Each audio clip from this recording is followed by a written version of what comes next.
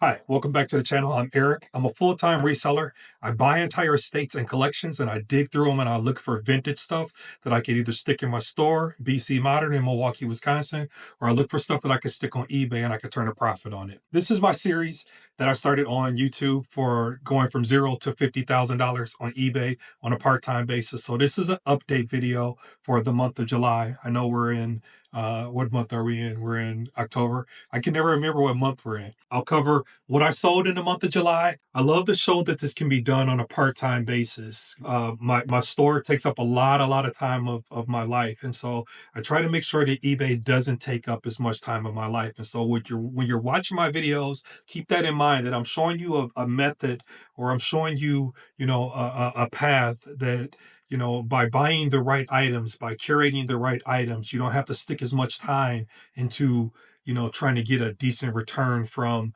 a site like eBay or like Etsy or wherever it is that you're selling your items. So this is going to be July. So let's get into the numbers, because that's what everybody is here for. That's what people care about, is the numbers.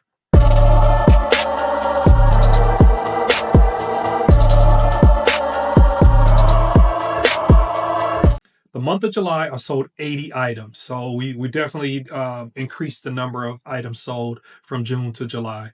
And our average selling price was $55.70. So the average selling price came down because in June, we were at like, 70, we were at $70.94 for the average selling price in June. So it came down a little bit, but we sold more items. Our total sales for the month of July for 2024 was $4,456.14. eBay takes their cut. It takes money to make money. So they take $1,200 and some change.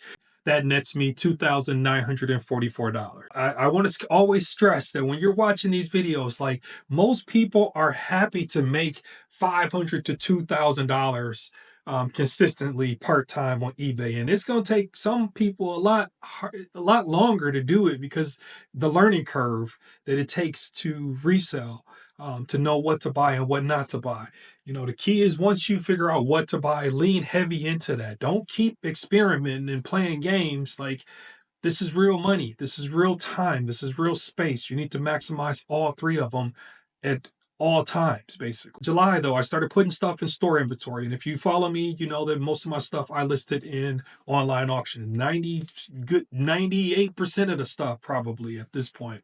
But I did start to list some stuff in store inventory. And so I sold one store inventory item for $168. I like that a lot. If I could fill my store full of items like that, that would be a dream come true. At that time, I was I focused on, adding, there were some sports memorabilia items that I added to the store inventory, because I felt like it was a good time to do that. And obviously it worked, because I sold something, from that store inventory. I always tell you the top categories. Top 3 out of 5 was toys. Again, like, this is pretty, like, you expect to see toys in my top 5 every month.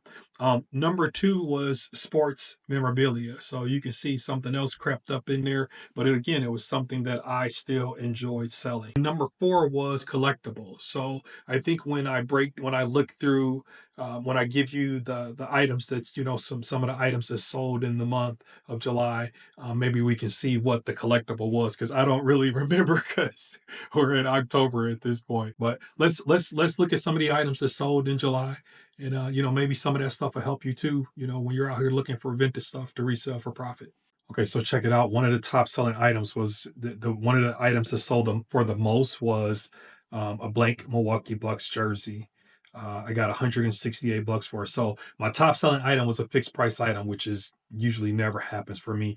Number 2 under that was a Lionel train. Yeah, so I was still looks like I was still selling items from that toy estate, because I sold some trains, one for $138, another Lionel train for $110. And then I started selling some sports stuff, some more Buck stuff, Buck shorts, 101, 99. I was running those through auctions. This was kind of cool, the Sweetheart bracelet. So that might have came in under collectibles. 1940s Sweetheart expansion bracelet, $90.21. That was gold filled. It wasn't even gold. So, pay attention to even gold filled jewelry can get you some money.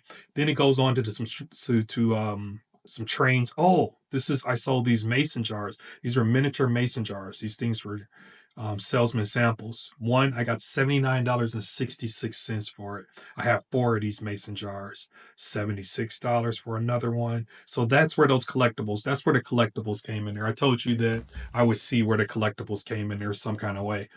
So that's my top 5 categories: 3 in toys, 1 in sports memorabilia. So toys still was heavy in there. Sports memorabilia was the number 1 category for me, and then number 4 was collectibles. So it's okay to diversify. My thing is, like, you got to keep selling the stuff that you got to sell the stuff that you actually like. That's the stuff that's more sustainable. That's the stuff that also makes, when you're doing extra, like what I'm doing with this, you got to make sure that the stuff that you're selling doesn't, feel so much of a chore to pack, to photograph, to list, so that, you can do it with enthusiasm, and you can continuously do it, and try to improve yourself every single month. So I hope you guys enjoyed the video. That's the July update. If you like this one, definitely check out the rest of them. They're all in a series, taking, initially I started from 0 to 100. I realized that wasn't going to happen. That was going to start to intrude too much on my life. And so I adjusted the goal to 0 to 50,000 on a part-time basis on eBay. So check out the series. Again, I hope you guys enjoyed the video. Hit the like button. If you haven't already, hit the follow button so you'll be notified when I bring out another video. Later.